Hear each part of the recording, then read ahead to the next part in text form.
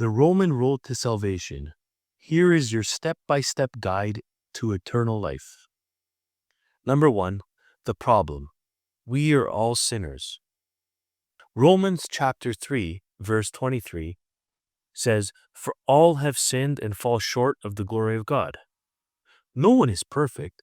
Every person, no matter how good, has sinned against God. We fall short of His holy standard and cannot reach Him on our own. Number 2.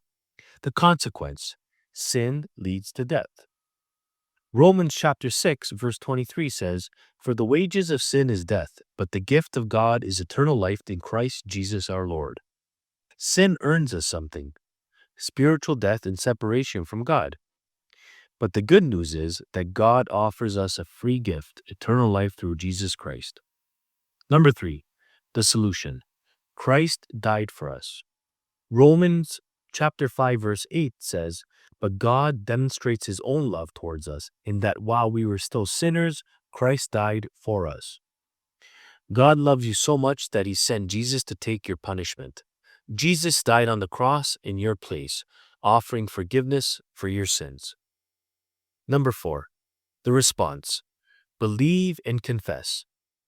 Romans chapter 10, verses 9 and 10 says that if you confess with your mouth the Lord Jesus and believe in your heart that God has raised Him from the dead, you will be saved. For with the heart one believes unto righteousness, and with the mouth confession is made unto salvation. Salvation isn't about good deeds. It's about faith. You must believe that Jesus is Lord and confess Him as your Savior. Number 5, the assurance. Salvation is for everyone. Romans chapter 10, verse 13 says, "For whoever calls on the name of the Lord shall be saved." It doesn't matter who you are or what you've done.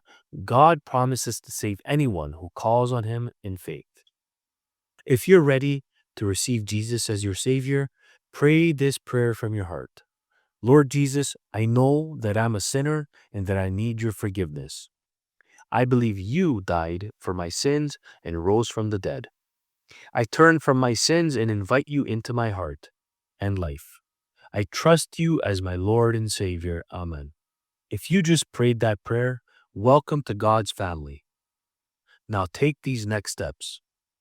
First, read the Bible daily. Start with the Gospel of John.